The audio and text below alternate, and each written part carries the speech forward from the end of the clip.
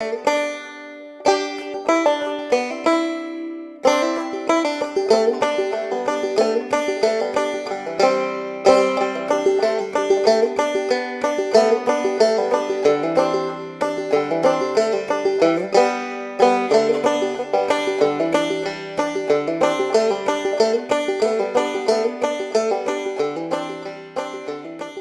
right, let's start.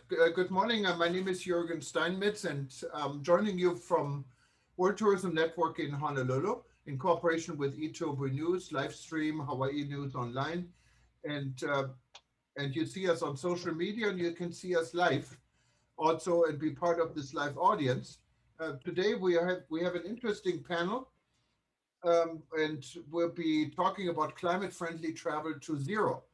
Before I introduce this panel and give my microphone to Professor Jeffrey Lipman in Brussels, I just wanted to remind everyone who is not a member of the World Tourism Network, you can actually join World Tourism Network complimentary now between now and the end of the year if you join by the 14th of June.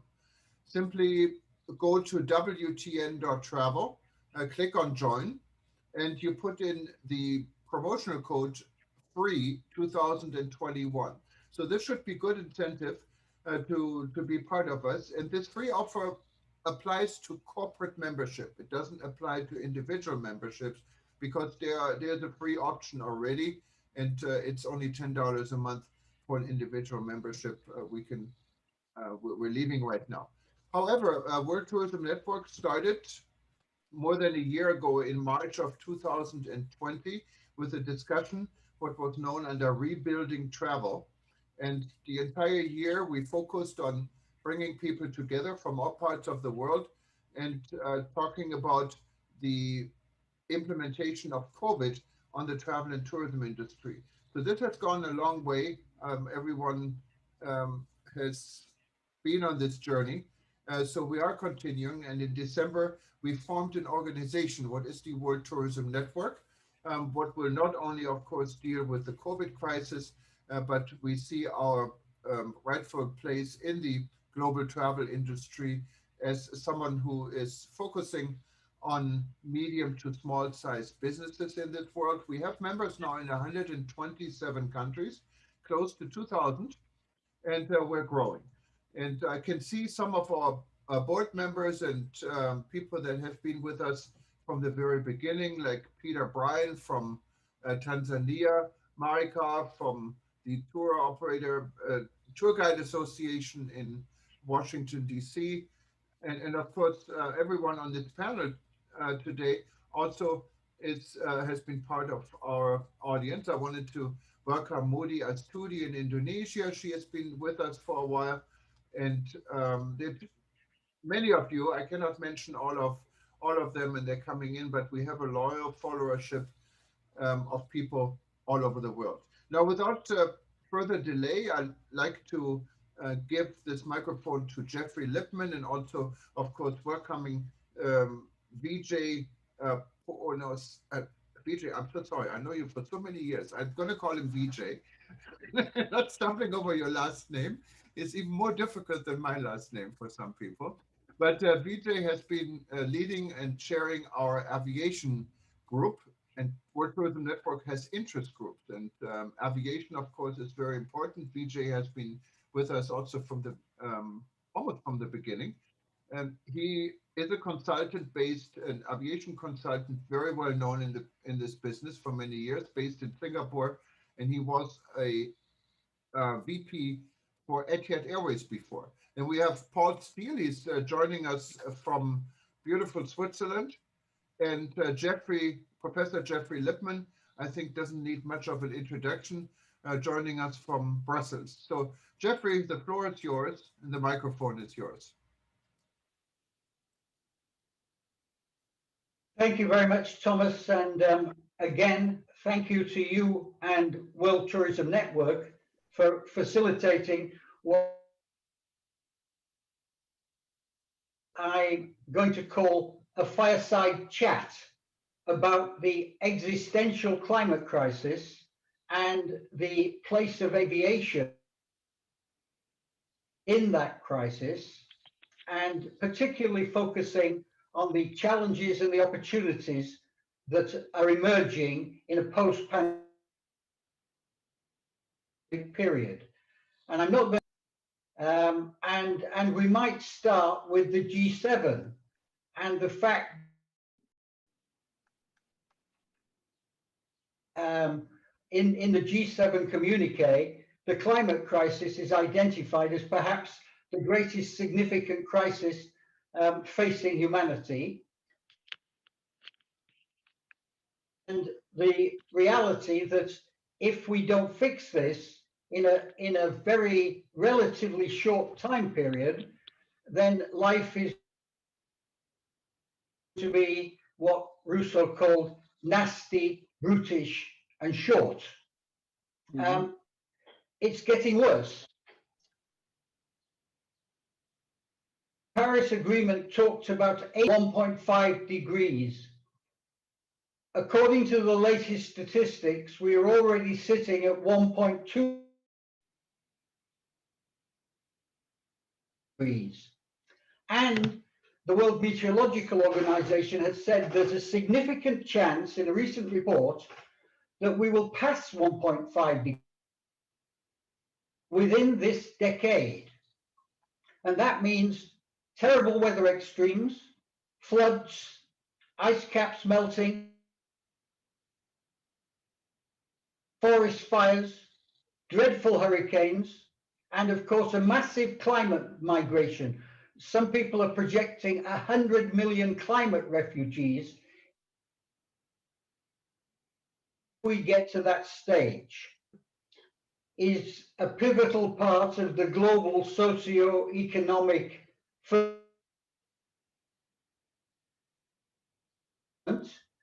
I don't need to go into that for this audience because we are all reading the figures about basically directly and indirectly 10% of the global economy. And what has been made even more clear by the pandemic is that the drivers of the economy, travel and tourism is one of the drivers. We are looking at a situation of a pandemic emergence, however long it takes, 1, 2, 3 years, nobody knows, which the Secretary General of the United Nations says of tourism, it should be safe, it should be sustainable, and it should be climate friendly. Now, in the NGO that I run, a testament to Maurice Strong, who was warning about the climate crisis 50 years ago, we are advocating a need for climate-friendly travel. That's a form of travel and tourism which is low carbon, which is to the Sustainable Development Paris 1.5 trajectory. At this moment, and I would add, we're also calling for absolute zero greenhouse gas by 2050. Let me repeat that. Absolute zero greenhouse gas by 2050. And for those of you who are following this story, that doesn't mean net zero, where you offset certain elements of your emissions, because clearly, if the world does not achieve that kind of balance, we're going to go into a dreadful, dreadful civilization-ending period. Aviation is currently somewhere between 2 to 3% of the total greenhouse gas and of the total carbon emissions. But it's also responsible for some other nasty stuff like sulfur and nitrous-based emissions, and for what is called radiative forcing. That's the impact of contrails and and other disturbing effects at high altitudes. But the 3% is forecast to grow dramatically because every other form of human activity is looking at our energy system. Every other form. So relatively, aviation, unless it can, is going to be emerging as an even greater climate challenge. And some studies, 15% by 2050 of global carbon will be caused by aviation.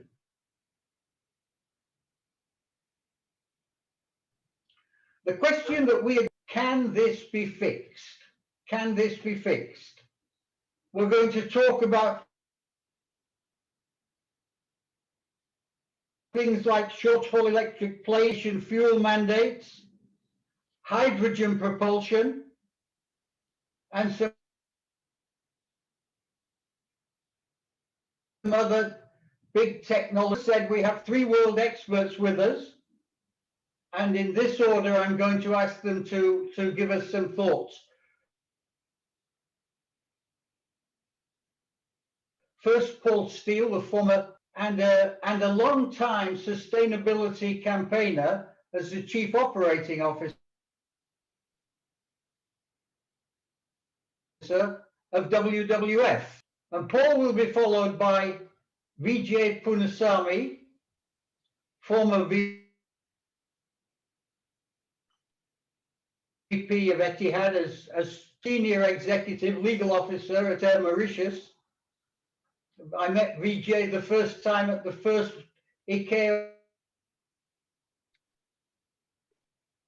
World Air Transport Conference, the honor of being the president of that conference. And last but not least, Chris Lyle, former director of the Aviation organization and an advisor to the UN World Tourism Organization,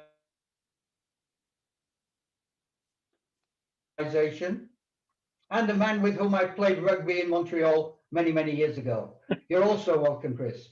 So with that introduction, I'm now going to ask Paul.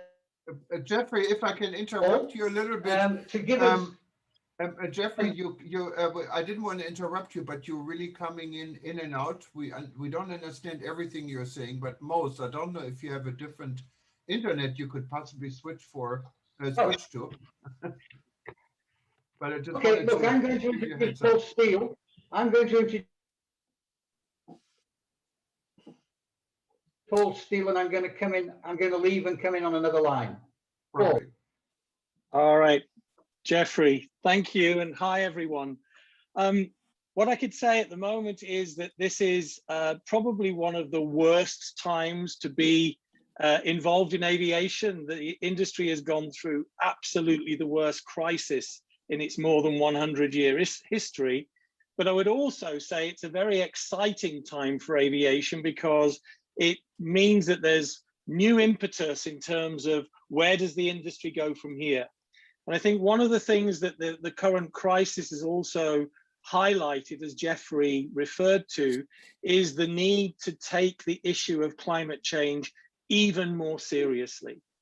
So Jeffrey called this session Decarbonizing Aviation and the elephant in the room. And he's already defined the size of the elephant being 2 to 3% of global man-made CO2 emissions. But it's not the size that's the problem. The problem is the growth, because prior to the pandemic, the industry was growing its traffic by about 5% per annum and its emissions by about 3% per annum. The problem with that is that if you extrapolate that forward, even post-pandemic, you're going to see a doubling, if not nearly tripling of emissions between now and 2050. Now, there is some good news in that the industry has been working on this for quite some time.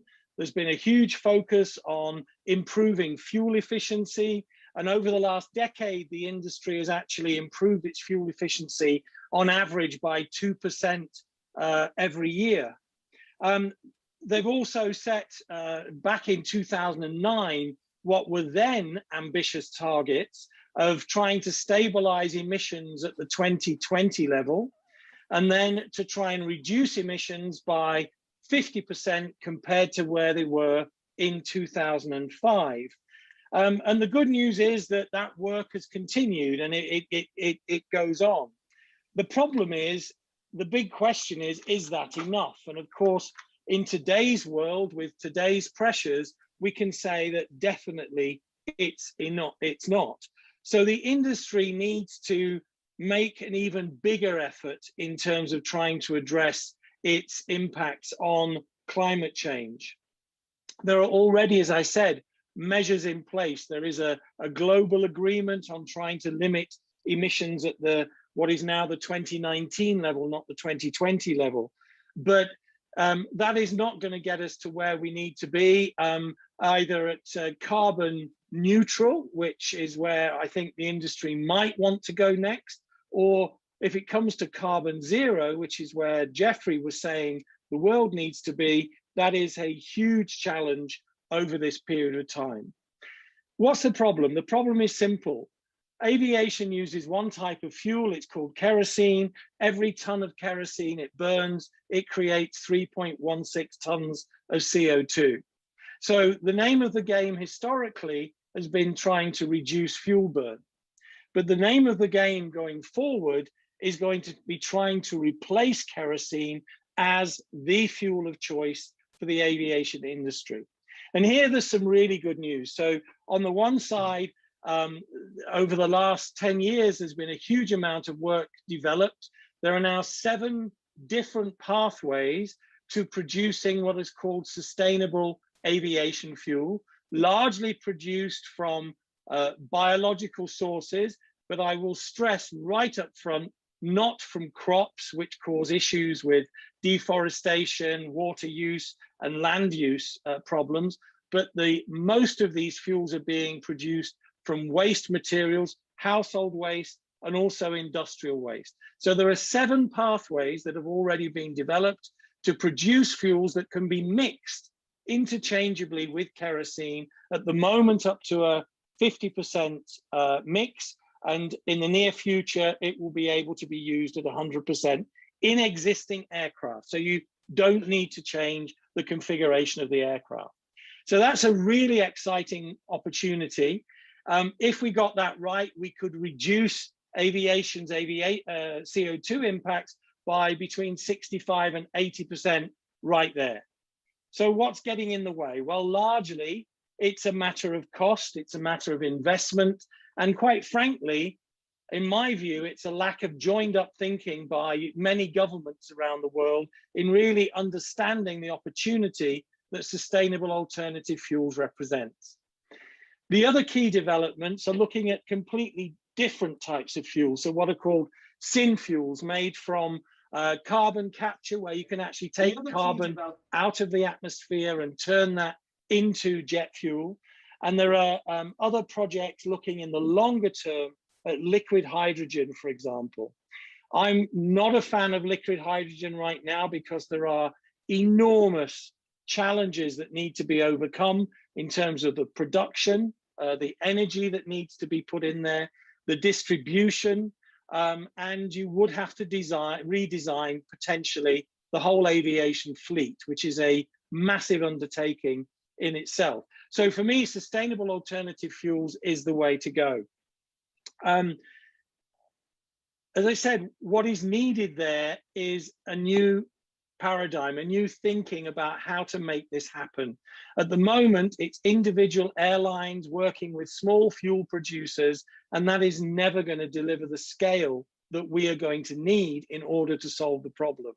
So we need something big. We need to think bigger. And Jeffrey, I'll give him credit for this, has called for what's known as an aviation moonshot, the same sort of thinking that Kennedy took into consideration in thinking about how to get a man on the moon.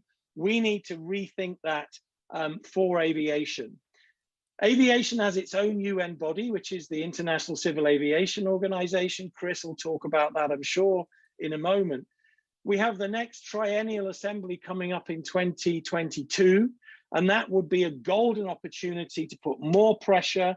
ICAO does not have a long-term emissions reduction goal, but also I think we need to put a lot more on the table in terms of getting governments united around the idea of promoting and prioritizing sustainable alternative fuels for aviation.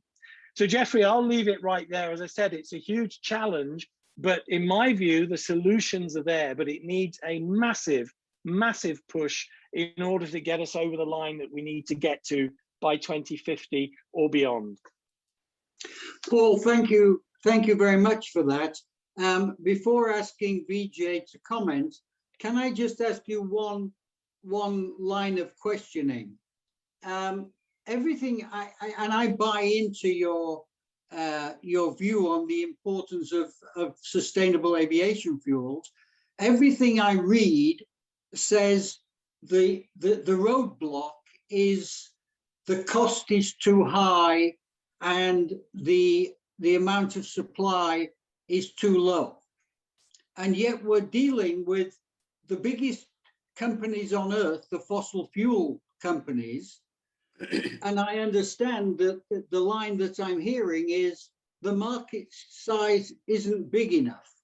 But if aviation is so important, and if this is, you know, the lifeline for human communications, for any intercontinental interaction, isn't it the case that these massive fuel companies should do a hell of a lot more to produce that fuel, point one? And point two, shouldn't the airlines simply have to say, if to be climate friendly, we have to have this fuel, if it's more expensive, the fares have to go up? Well, Jeffrey, I think, look, the observation at the moment, we're in this horrible, what I call it, the valley of death. Okay, we did all the technical development work, and it's now the challenge of how do you actually commercialize and scale up production and distribution of these fuels. And that's where we are right now. So what we've got is small scale, and small scale means expensive. The challenge is to scale up, the unit costs come down, and it becomes much more competitive. There are already a couple of projects out there that actually are getting close to price competitivity, which is good. The problem, as you've highlighted, is it's not the big oil companies that are playing in this space. They're tinkering in the space, but they're not committed to this space. Where all the developments going on are new players, companies like Velocis, LanzaJet, Sky Energy. These were people that didn't exist 10 years ago, but they're the ones who pioneered all the technical work in terms of trying to get these projects off the ground. Where we're seeing a difference is when governments get involved to actually facilitate those projects through either investment guarantees or putting the right policy frameworks in place. And we need more of that, and we need some clarity in terms of how those policies could be put forward. And again, you know, you could pressurize the fossil fuel companies by putting in fuel mandates. Because the price differential at the moment is between 3 and 5 times the cost of kerosene, if you put a too big a mandate, then of course fares would go up. I shouldn't say this, having been in IATA for 13 years, airlines don't like the idea of fuel prices going up, but I think in moderation, it's something that could be passed on to the passenger, and the passenger would understand. But the problem at the moment is there's no government, if you like, thinking and safeguards around that it wouldn't get out of control.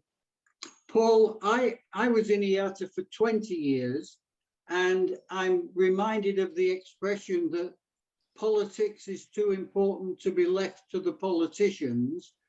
And sometimes I think that the price that airlines have to pay may be too important just to be left to the airlines. And if the prices go up, there's a lot of environmentalists out there who will say that's not a bad thing, because it's going to mean that the demand is going to move more stably and have less of an adverse impact on the environment. But I'll leave it there. Well, can I just make one point on that, Jeffrey? Course, Let's not forget course. that it's not just about people flying in aircraft. Aviation transports 35% of world trade by value. So if you increase fares, you increase cargo prices, you increase the cost of trade. So it needs to be done in a balanced way. It's not just a simple, let's put the price up, less people will fly, we solve the environment problem. No, if I had a magic wand, I would say, let's put the price down and put the pressure on the fossil fuel companies. I can't feel much sympathy for them. Okay, good. Okay, Vijay, would you like to join this conversation and give us your views, which is the views of a practitioner, a man who's been running an airline, more than one airline, 3 airlines. Thank you very much, Jeffrey, and great to see all our friends on this call. I think that there are a few givens which must probably accept and move on from immediately. One is that the aviation industry, airlines, have played a significant role in the socio-economic growth of the world and of tourism as a sector in particular. Second, that COVID has decimated the airline industry, which is still licking its wounds as we speak. However, those two facts do not obviate the other fact, which is that COVID has in many ways awakened people's awareness about two significant things. First, personal health, and that includes the impact of pollution on one's health and immediate surroundings. And secondly, on the environment and on the need to safeguard our environment, because obviously with COVID, people have had more time to appreciate the beauty and the serenity of the environment, given that industries were slower and therefore the impact was less felt during those times.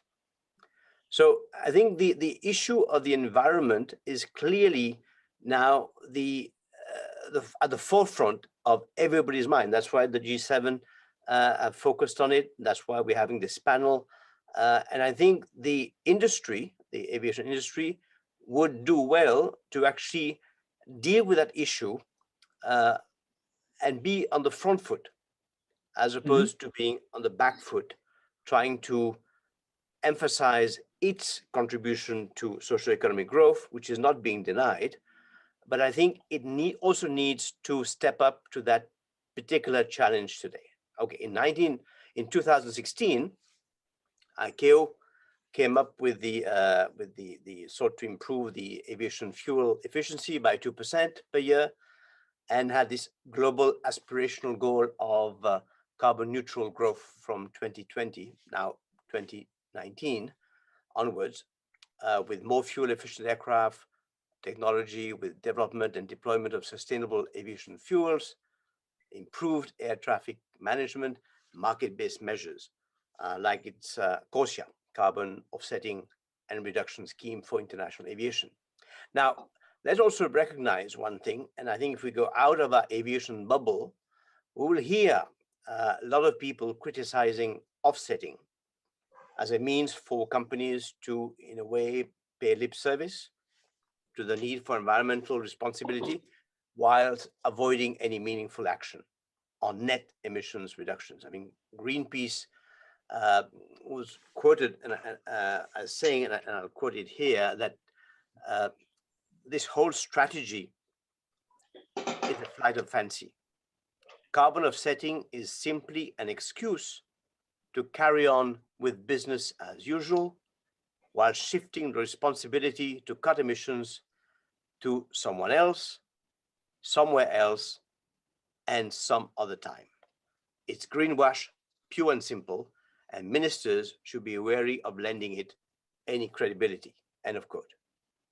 Now, you may recall that IATA's AGM last November, the airlines reiterated the industry's commitment to carbon neutral growth from the start of 2021 with CORSIA, to cut net CO2 emissions to half by 2005, half the 2005 levels by 2050, and to explore pathways to zero net emissions by 2060-65. Now, I take the view that offering to balance good and harm, or to do less harm, or even to do much more good than harm, are clearly not as powerful and meaningful as committing to only do good.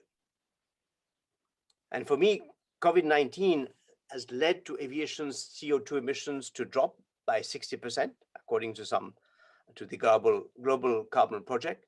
And I think that provides an incredible window of unexpected opportunity, admittedly, during the airline industry's worst financial nightmare, for all aviation stakeholders to come together and credibly and diligently address its environmental challenges. Mm-hmm. Thank you, Jeffrey. Okay, Vijay, I'm sorry, I'm in some sort of reverie. As someone born in England, every time I hear you speak like the perfect English gentleman, and you say things in such a courteous fashion. I want to pick up, just before asking Chris to comment on this, because Chris is a real expert on this, I just want to pick up that point that you made. The industry position, and Paul is one of the people who crafted it, says that by 2050, we will reduce our emissions to 1/2 of 2005 levels. That's what the industry is saying, 1/2 of 2005 levels. And almost everyone else in the world, in society, is saying that by 2050, we will have a net zero. The UN is advocating, is organizing a race to zero, which all the big companies in the world are becoming a part of. Don't you think, Vijay, that the industry position of 1/2 of 2005 levels by 2050 is the same sort of cop-out that we saw with something like the Warsaw Convention, which held back reasonable insurance rates for so many years? It's a group of self-interested airlines making a declaration which is frankly Neanderthal. Question, what do you think, Vijay? I think, I mean, it's a fair question, but I think to be fairer, we need to put this in context. When the aviation sector came up with its, let's say, environmental mitigation plan, it was the first sector in the world to do so. And from a zero commitment prior to this to delivering, let's say, 1/2 the emissions by 2050 was obviously a significant improvement. Now, in today's environment, with hindsight, you can say this plan does not go far enough. But let's be fair, at the time it was devised, it was progressive. Obviously, time has caught up with it, and it's time to actually revisit that plan. That's why I keep saying that I think rather than the industry delaying doing this, the industry should actually take a step up, take a step forward, and basically take the lead in doing the right thing. Not because that's what the right thing to do, but that's because what they believe in. We believe that the license for this industry to survive will depend on its ability to come up with a credible plan of action to actually significantly reduce and have meaningful targets for its emissions. And I think the important thing in doing this, I think, is to highlight that this cannot be done by the aviation sector, aviation airlines alone. All the stakeholders must join in there.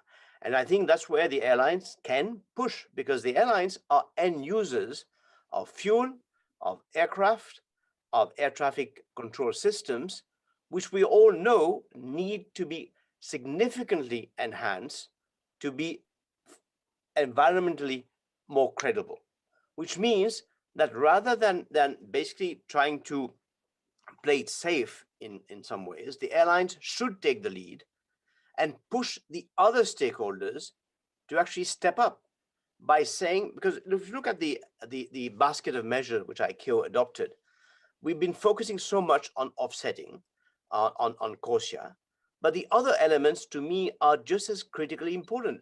So that CORSIA should be the sort of default last kind of resort kind of thing. We should be focusing on delivering more fuel efficient aircraft technology, more sustainable aviation fuels, and climate friendly air traffic management. If we were to focus on those three things, and that means the airlines pushing for all the other stakeholders, government, air traffic control managers, aircraft manufacturers, the research body. I mean, you can see how when the world is motivated and organized, research and development can actually be fast-tracked. We've just seen it at play with COVID, which means that we need to have a target, a commitment that I think will then drive the resources. It will drive government's focus and commitments. I think the airline would do well to actually take that lead rather than stick to a pre-COVID commitment, which as obviously is already past its sell-by date. Yeah.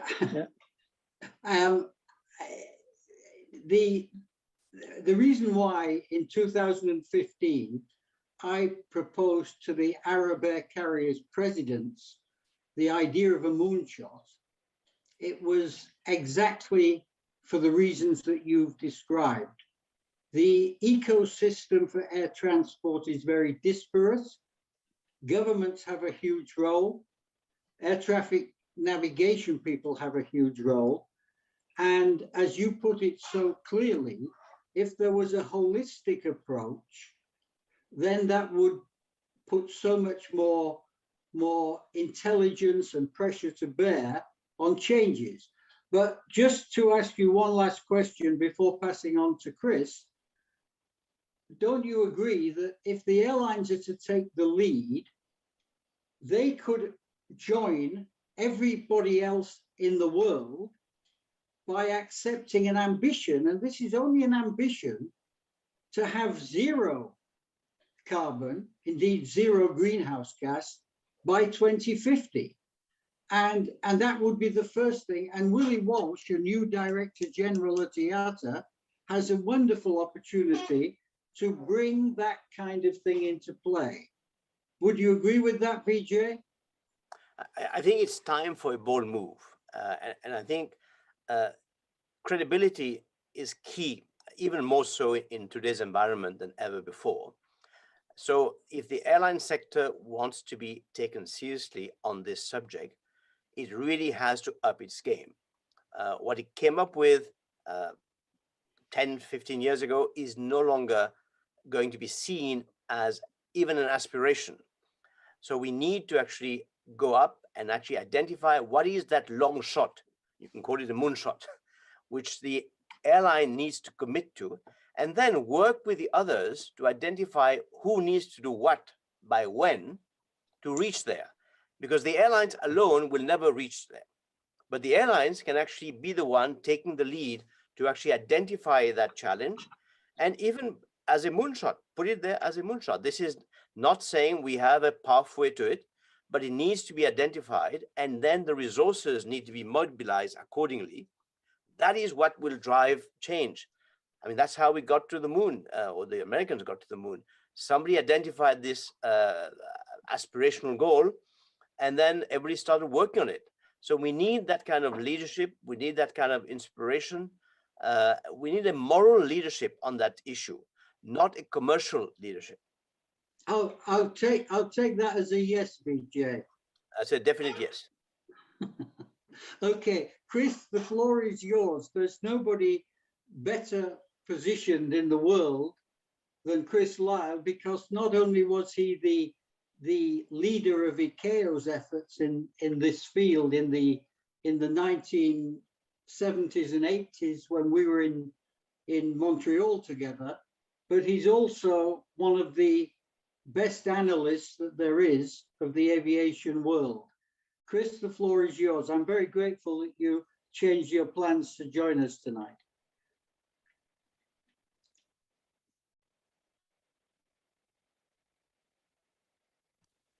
Chris, please unmute yourself. We cannot hear you. You're muted. Now you should go. be now. Yeah, I thought you had muted me. Okay. Thank you very much, Jeffrey. That's a very generous introduction. I should say that when we used to play rugby together, I was famous for dropping the ball. So hopefully I won't do that today. I'd like to talk. You asked me to talk about whether ICAO was a leader or a follower, and following on from what Vijay was saying, and what you have talked about, the moonshot. One of the difficulties, of course, is that the original moonshot by the United States was by a single country. ICAO has 193 member states. It is very difficult to get them all on the same page. And I don't think ICAO per se has ever been the leader. It's tended to wait for industry. Having said that, I think it's definitely a leader, and necessarily so, given that it's a global issue, and you have to have a global issue. And I think it's beginning to change. In Europe in particular, we've seen governments taking a lead beyond the airlines, and hopefully some of that will transfer across into ICAO. But one of the issues that ICAO has, it's a global issue, as I mentioned, but there are two basic principles which clash. One is the United Nations Framework Convention on Climate Change, which talks about common but differentiated responsibilities. And ICAO, under the Chicago Convention, has an issue of equal application. And that context is very difficult to put together. And you have to congratulate ICAO for coming up with CORSIA, the carbon offsetting scheme, because it managed to package the two together. But as we have seen, it's based on offsets, and I would say it's not a last resort. In fact, it's the primary tool in ICAO's basket of measures at the present time. And another unfortunate problem with it is it's based on carbon neutral growth, which means that everything below 2019 issues is not covered. And yet these emissions continue to go into the atmosphere every day. I must say that ICAO continues to do great work. It's done great work, particularly on raising the profile and action by individual countries. It's developed a number of state action plans, which I think is great. And they've had a series of something called the Global Aviation Dialogues, which have really spread the word and raised the profile and got people thinking about the issue. And in the past 18 months, it has perhaps become the global leader through various issues, including in particular something called stock-taking exercises, which were very informative and very impressive. The problem, though, I see, is that how on earth do you turn that into government policy, given that you've got 193 contracting states? The present issue, too, I think, as Paul has spelled out, I think the key way forward certainly for the next 20 years is sustainable aviation fuels. Sustainable aviation fuels, notably waste-based fuel, to avoid the ones that Paul said, synthetic e-fuels, are the primary and the necessary means of bridging both the time and emissions gaps pending a substantial contribution by things like fuel cell electric and hydrogen powered aircraft. But present fuel production of SAF, sustainable aviation fuels, and take up are negligible. We've heard very high costs. There's an urgent need to get things going. So we have to move forward, and some of the thoughts that are out there, and this is where ICAO itself runs into difficulties. One of them is we need progressive sustainable aviation fuel blending mandates by governments and commitments by airlines. And on the price issue, if you increase the blending mandate slowly, then you also increase the price slowly. And that's the only way you can do it anyway, because it would take too long to get these mandates up to very high levels. We also need, I think, tax credits for SAF suppliers, both producers and the airports. And again, that is a difficult thing for ICAO to handle. I believe we need levies on aviation fossil fuels, but this is in the past, this has been rejected widely. But I think they should be ring fenced, so that you put a tax, say a carbon tax on aviation fuel, but you ring fence it towards sustainable aviation fuel production and purchase. It would be nice to have certified sustainable aviation fuel products as in CORSIA, but here again, this issue, you get people like Russia and Saudi Arabia who are opposed because they're not that enthusiastic about sustainable aviation fuels, rather more, in the case of Saudi Arabia, something called low carbon aviation fuels, which are just cleaned up fuels from kerosene. We also, it's interesting to see that people like Lufthansa and United now applying offsets to sustainable aviation fuel by airlines through corporate customers, which I think is great. At the same time, we need sustainable aviation fuel investment guarantees and green financing by governments. Again, that's difficult for ICAO. And I would like to see, something we need to do is to prioritize applicable alternative fuel production to the aviation sector. The aviation sector is very different than the rest of the transport and global world, other economic world, because it doesn't have any alternative at the moment to kerosene fuels. So much of what is required, I believe, is beyond aviation, never mind beyond ICAO. And it really goes to the responsibility of individual governments and perhaps people like the EU. And at present, one of the issues is that international aviation is treated separately under the global regulatory framework. This is dating back to the Kyoto Protocol in 1997, where international aviation is not included in the national budgets, something called nationally determined contributions, which means that, and it's given through ICAO. This means that it takes some of the pressure off governments. There is a trend now towards saying that it should be included in national determined contributions. And there, in fact, there's a move for this to happen at COP26 in Glasgow this year. And that does not mean you're taking away the role of ICAO. It simply means you're putting more pressure on governments to do something individually or through ICAO. And it's also a myth that people say that international aviation is not covered under the Paris Agreement. It is covered under the Paris Agreement by inclusion, because there's no specific mention of it. There was some mention of it, in fact, in the draft the very last night before they decided to cut the whole thing down, the agreement down in Paris, in order to get it across the floor. So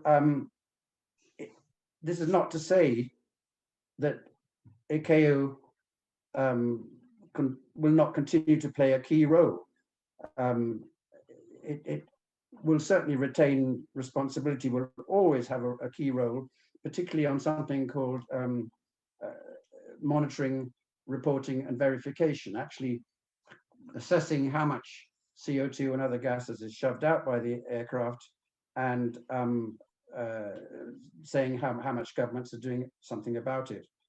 But perhaps a slightly changed role is required in regarding the global policy, and a different relationship between ICAO and the UN Framework Convention on Climate Change. So I'll stop there, Jeffrey. Okay, thank you. I'm reminded of a conversation that I had with the late Peter Sutherland, who you may remember was the in his final career after being an EU commissioner, was the head of the World Trade Organization. And I knew Peter very well, and we were having lunch in Geneva, and we were discussing the fact that the airlines were pressuring at that stage that aviation should not be included in the World Trade Organization. And if you talk to many people, they'll say, well, it's not included. And Peter Sutherland said to me, if I had $1 for every industry who came to me and said we shouldn't be included because we have different characteristics or we have special characteristics, I could retire tomorrow and we'd have no GATS agreement. And I think what you've just described, Chris, is one of those situations where the existential issue of climate change is not being dealt with from a policy viewpoint in ICAO. It's being dealt with in the UNFCCC, the UN Climate Agency, under the Paris Convention. And I think that the important though the Chicago Convention and ICAO is, if the issue is an existential issue, there isn't any real reason why aviation should not also be included in the nationally determined contributions. And the second point I'd like to make is, if the G20 took a political position that they thought that they needed to accentuate sustainable aviation fuel in the same way that President Biden is accentuating infrastructure and build back better, I can't believe that the supply and the price question wouldn't be solved, even if, as I say, the consequence is the price is higher, so long as there's adequate supply. And I make my point again, that the big fossil fuel companies, the most rich companies in the world, are making arguments that say things like, well, aviation's such a small part of the total mix, is just bullshit. Anyhow, at this stage, I'm going to open the floor for comments and thoughts and views from anybody here. Thomas has shown himself to be very adroit in these sessions at allowing and encouraging people to participate. So I'm going to ask, if you'd like to make a comment, there's some device that lets you raise your hand, and Thomas and I will keep a check on you, and the floor is yours, and we'll have 20 to 30 minutes of exchanges, and then we'll bring this to an end, because more than an hour on Zoom puts people to sleep. Yeah, you can, Jeffrey. Yes, thank you. And you can actually just click on the hand raising symbol, and we indicate that you wanted to say something, and we give you the floor. Maybe in the meantime, I'd like to recognize and maybe welcome and give him a chance to say a few words. Dr. Taleb Rifai, who was the former Secretary General of the UNWTO and is our co-chair since we started this discussion. And I think he's joining us from Amman, Jordan. Hi, Taleb.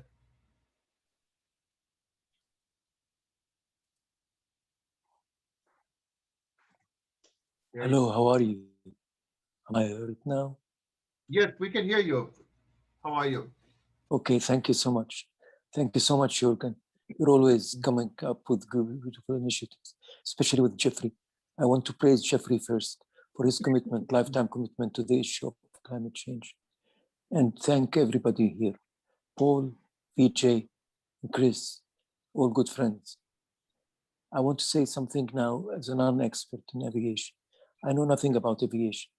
I can't speak like Paul does about the efficiency of fuel, what fuel to use or not to use, or how to make fuel more efficient, or to use fuel or not to use fuel altogether.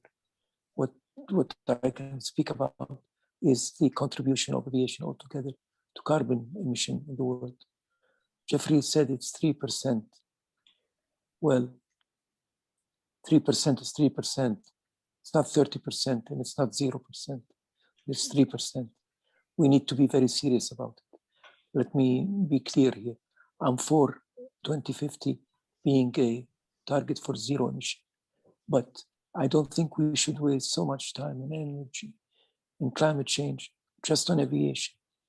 I think aviation companies, especially manufacturers and airlines, have done a great job so far.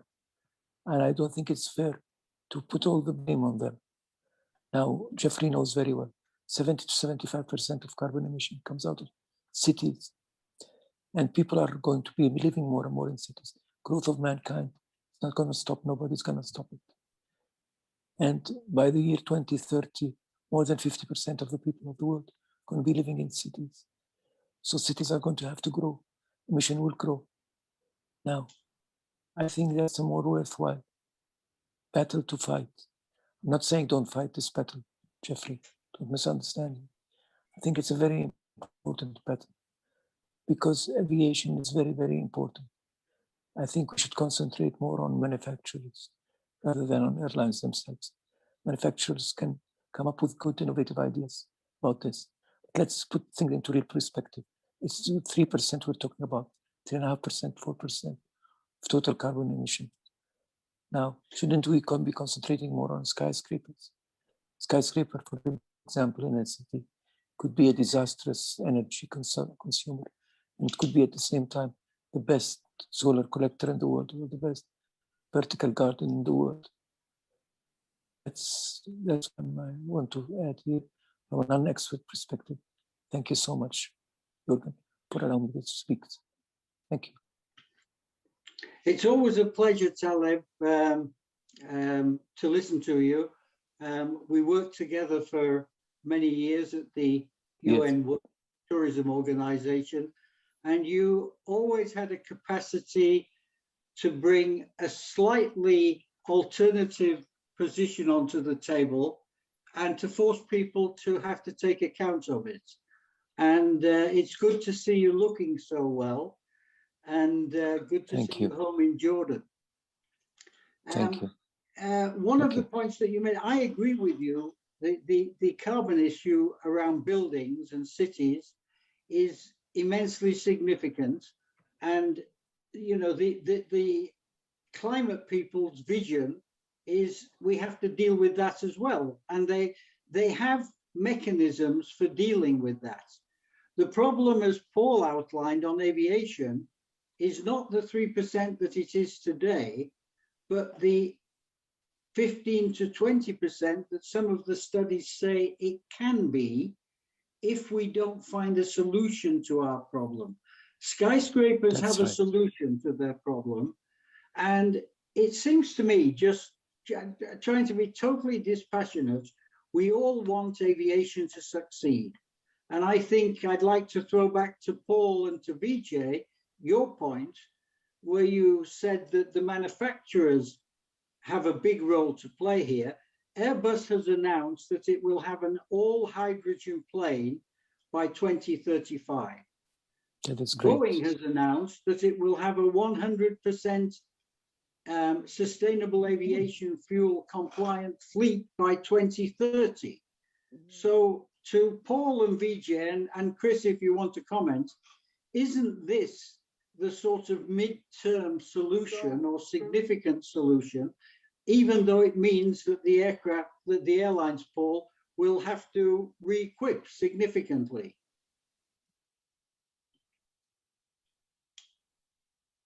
Paul? Okay, I'm here.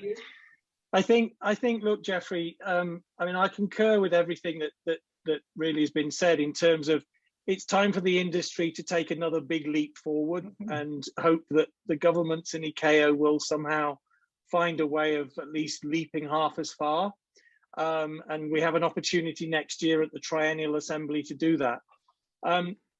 You know, if you look at everything that's out there, and you know, I've heard about electric aircraft, and it's probable that there will be short-haul electric aircraft for maybe 100 people that can fly for an hour by, say, 2030, 2035. But that's not solving the long-haul issue, and the long-haul issue is the big issue. And that's where you need creative solutions. And the only viable one right now is sustainable alternative fuel made from biomass. The work on hydrogen, even though Airbus made that announcement a few months ago, my understanding is that they're getting a bit nervous about that, because looking at the technicalities of producing, distributing hydrogen and not just converting, but replacing what by then will be something like 50,000 aircraft around the world is a huge undertaking.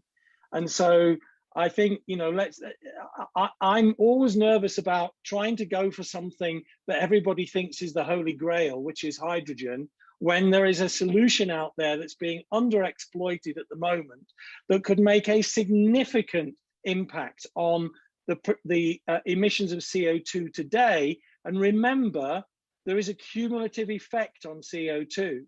So every ton we can avoid emitting today avoids that accumulating into the atmosphere in the future. So for me, the priority has to be on the short to medium term to begin with. Yes, we can work on hydrogen. Yes, we can work on electricity, but let's maximize the opportunity that's there. It's such an exciting thing. 10 years ago, that didn't exist. Yeah, and the point that I think it was Chris made about the waste, household waste to SAF, that produces a virtuous circle, because you're solving the waste problem and solving the aviation fuel problem at the same time. And I can't for the life of me see why there hasn't been more investment in that particular activity. Well, that is happening, Jeffrey. And I think, you know, you're absolutely right, because I mean, I quickly looked at some numbers. I mean, in the EU alone, there was 184 million tons of household waste produced in 2018. And most of that, a big chunk of that, just went to landfill. And if it goes to landfill, it produces methane, which has an even greater impact on climate change. So by using that to convert it into jet fuel, you're avoiding the landfill issue, you're avoiding the methane issue, and you're actually reducing CO2 emissions. That's exactly what they're trying to do in Schiphol Airport. There's a company called Sky Energy doing that. And British Airways and a company called Velocis are doing that in the UK to supply London City Airport with fuel made from household waste from 5 boroughs in the east part of London. Good. Thank you very much, Paul. We have Dr. Julian Zarbin. I think you're joining us from Malta, if I'm not mistaken. Yes, Thomas. Raising his hand. How are you? Yes, Thomas, thank you very much. And congratulations to Jeffrey and yourself for this initiative, which is, you know, you have such wonderful, you know, think tanks.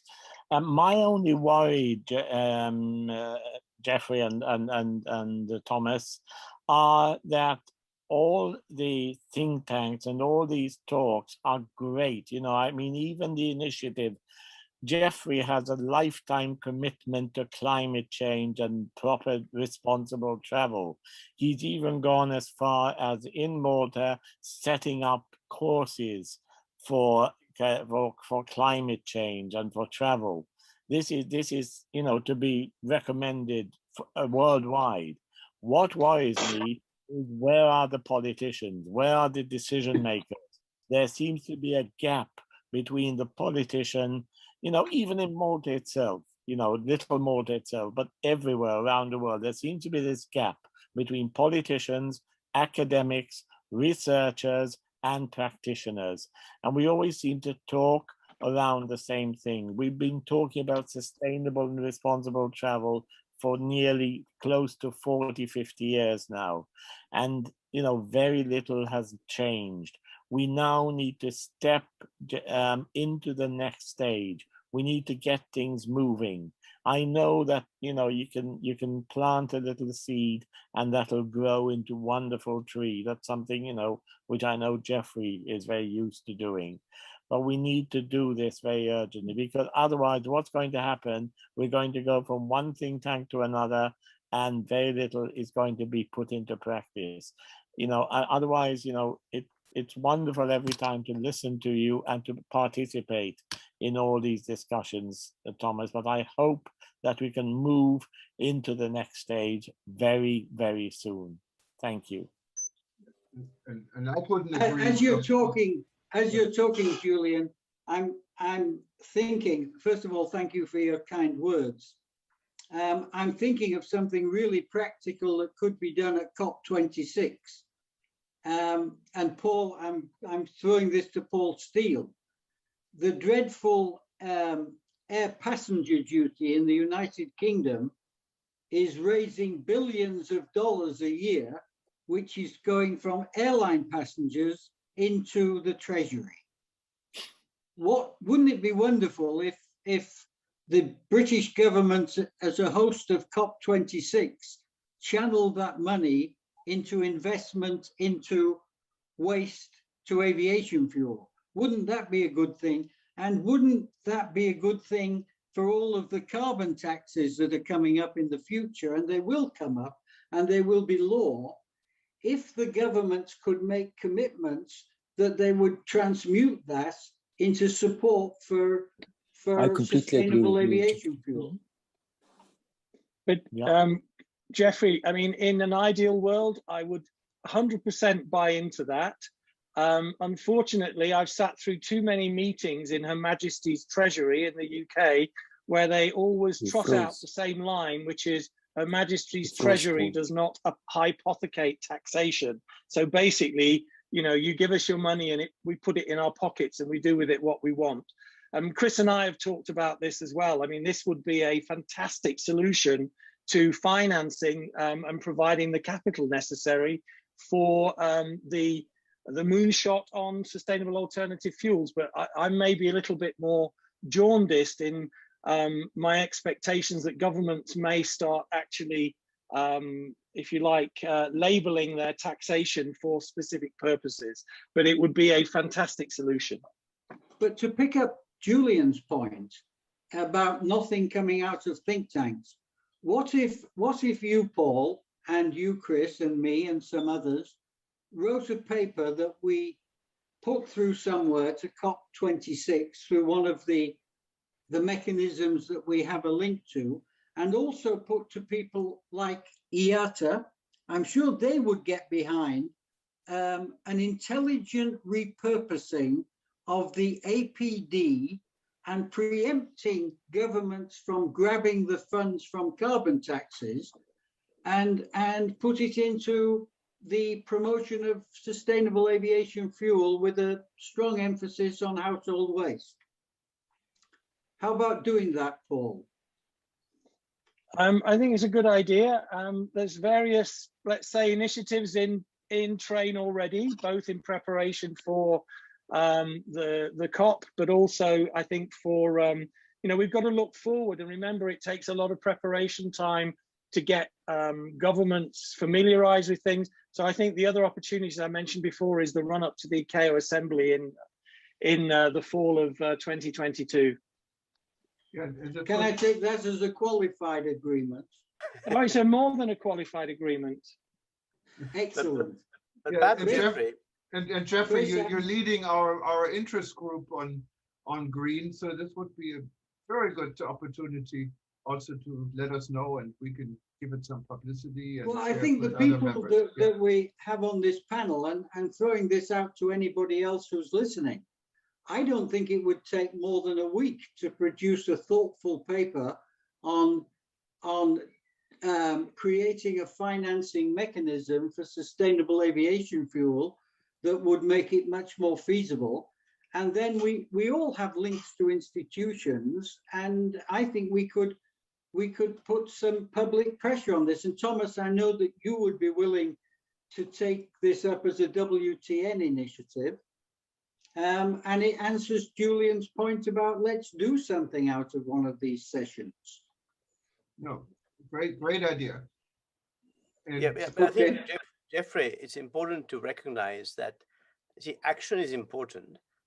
And I think your suggestion about doing a paper, I would say is critical to put it in a wider context, as opposed to focusing on financing. Because for me, the financing will focus the minds of some in a positive way or in a negative way, because you always have people who are mindful about costs of travel and so on. But if you were to put it in a wider context, that, see, by the end of 2019, aviation emissions were 70% higher than they were in 2005, and they were expected to grow by 300% by 2050.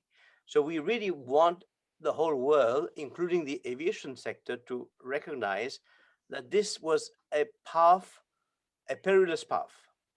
And in some ways, COVID has halted that path, which has given us a reason to pause. So we should not waste that pause by trying to get back on the same path we were before. And I think, to Julian's point, which I think is critical, that we should recognize that a holistic approach is necessary, because no one stakeholder can fix this. And no one stakeholder has all the solutions. Even when the manufacturers say that they will provide aircraft which will be possible to have 100% sustainable alternative fuels, that's not enough, because somebody needs to produce that fuel, somebody needs to buy it. So I think everybody must work together, and this is where governments have a role to play in terms of bringing all the stakeholders together. And the stakeholders are obviously the airlines, the aircraft manufacturers, the air traffic control providers, the researchers, the research and development people, people who can think outside the box and really connect the dots. Because what you don't want also is great ideas which actually are great for aviation in some respect, but actually cause even more harm somewhere else. So somebody needs to look at this in a bigger frame, but recognize, I think it has to start with, where do we want to end? We clearly do not want to end where we were destined to end before 2019, which was a 300% growth in our emissions by 2050. We want to have a real challenging target, which we set. We said, this is where we commit to. And now, how do we get there? And this is where your idea, Jeffrey, of actually getting people together to devise then the plan to get us there from where we are today, so that by next year we have made some improvements and we keep improving towards until we reach our target. This is where you build credibility, because you're moving positively on your journey, and you actually get people to buy into what you're trying to do. But all stakeholders must be brought to the table. And that, I think, is where ICAO can play a definite role. It cannot allow itself to be led. It has to lead this initiative. Vijay, you've just written the perfect preamble to the paper. You inspire me, Jeffrey. No, wonderful. And because Thomas records everything, like the US Justice Department, he is. We have all the information available. I'm quite taken taken by Julian's thought that it would be nice if something came out of this. I don't think it would do any harm to have the ICAO assembly as an ultimate focal point, but it would be a lot of fun to have COP26 as a way station with a real emphasis, and taking Vijay's point about we need to have a holistic approach, but a real emphasis on SAF and the intelligent use of the APD, I think could get a massive amount of support. No, a great idea, and hopefully we can follow up on this, Jeffrey. When I'm going through our chat room, I know we're now a little bit an hour and 15 minutes into this discussion, so we have to wrap it up. But I see there's an active discussion going on, and Peter Bayern from Tanzania has been leading this discussion almost. I don't know, Peter, if you wanted to say something or add something to what you put up in writing there. Thank you, Jürgen, and good evening to everybody. Two things leap out at me. One is that in all these discussions, we never talk about the individual. We always talk about the governments. The governments have to do this. The governments have to do that. The institutions have to do this or that. But actually, Jeffrey, I'm addressing you on this. You know the statistics on how many people really care about their footprint, how many people are really buying into sustainability with their actions, where they stay, where they go. I'm a hotelier, but I've also been in domestic aviation. So I know, for example, this is the other problem I want to bring up, and that is the issue of approvals for new fuels, new engines, new aircraft. Paul and Vijay, I'm sure, understand this much better than I do, how long it takes to get approval from the aviation organizations. And that may require inter-country approvals. For example, some countries may not want aircraft arriving in Addis Ababa or Nairobi or somewhere else that have a different kind of fuel for which they have to be prepared for issues like fire, accident, and blah and blah and blah. So there's an international system. Of course, it's part of ICAO, part of IATA responsibility, but it takes forever to get these things through the hoops. So I'm wondering, look how we fast-tracked COVID vaccines. Are we thinking about fast-tracking these developments in aviation? And on top of all of this, I think again and again and again, we have to bring the story home to people that their actions also matter. In the chat room, we were talking about how some governments are looking at insisting on people traveling by train rather than taking short-haul domestic flights. I'm all for it. I think that's brilliant. But you've got to get the people on board because we're supposed to be democracies. But to your point, Peter, on the first point, I think that the young people have a different mindset. I say this not only from looking at what Greta Thunberg did with the no-fly movement in Scandinavia, but just as Julian said, we're running a course at the moment. We've had 30 to 40 young people from around the world, and their mindset is different. They are prepared not to fly. They do have a very strong view. And if you put that in the context of Vijay's 300% increase, as you move forward over the next 10 to 20 years, I think these people will let their voices be known. And if the industry isn't seen to be responsive, then I think you'll get a lot more no-fly movements. Yeah, as somebody with a 22-year-old daughter, I'm fully with you. But unfortunately, the people who have the spending power to travel and to move around, whether it be business travel, and don't forget the business travel, and as Paul said, don't forget the cargo, they're not young. Actually, many of them are unemployed thanks to COVID, or many partially employed or have had their job chances dented. So we can't wait for them to come on stream as the main spenders on travel. So I hear you and I agree with you, but not sure we have time for that. Okay. No. Well, we don't have anyone raising a hand right now. There is an active discussion still going on in chat, and this can continue. This also can continue on World Tourism Network. And if anyone else wanted to add something to it, please raise your hand now. Otherwise, I think we can, if that's okay, Jeffrey, bring this to an end today and look forward to the next discussion and some action.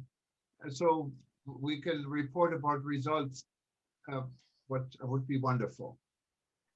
Yeah, Thomas, Jürgen, let me just say that I think it's time to bring it to an end, but I'll take a responsibility to putting, to engaging with Paul and Chris and VJ and putting the framework of what would not be more than a 6-page paper together, which focuses on, particularly on the APD, and Boris Johnson making a huge, generous effort in the interest of the world community in doing nothing, which would be a problem because the money's only sitting in the Treasury, so he could just repurpose it.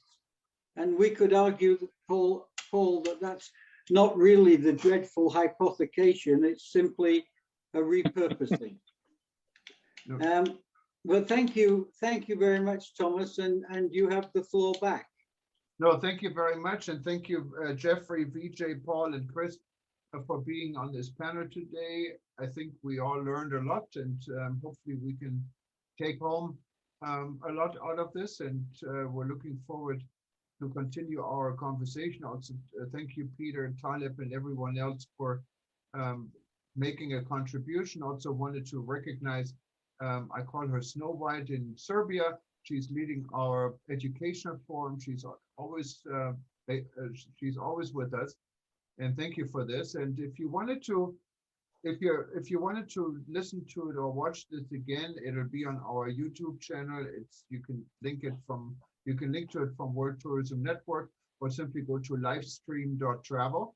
We're also going to show this probably for the next day or two live on eTurbo News. So this will be repeated, and hopefully a lot more people will watch what we have been discussing here today. Other than that, I'm looking forward to my morning coffee at 6:30 here in the morning now in Hawaii, and start a beautiful Hawaiian day. And for those that are about to go to sleep, like VJ, I think it's a little bit past midnight or 12:30 in the morning in Singapore. Thank you, everyone in the world, for joining us. Paul and Jeffrey, I know it's evening, and you have a nice dinner. And same to you, Peter. And it's great to have all of you on board. And thank you again. For those that are listening to us and don't know anything what World Tourism Network is about, just go to WTN.travel, and hopefully you can join us. Well, I can only say aloha from my part of the world, what is Hawaii, to everywhere else. And thank you again, guys, and we'll see you soon. Bye-bye. Thank you very much. Thank you very much, Thomas. Bye. Thank you, Thomas. Bye-bye. Bye-bye, Jeffrey. Bye-bye, Jeffrey. Bye, Julian. Thank you for your contribution. Bye. Bye, Jeffrey. Bye-bye, everyone. Bye, Paul. Bye, Paul. We'll be in touch. Bye. Thank you, Jeffrey. Bye. Mario, Bye. Thank you. Arrivederci. Bye-bye. Budi. Bye-bye. Tiana no, I'm sorry, I forgot my thank you in Indonesia. How do you pronounce it again, Moody? Tell me. Bye. Yeah. She's muted. She doesn't want to talk to me, but that's fine. Okay, see you guys later.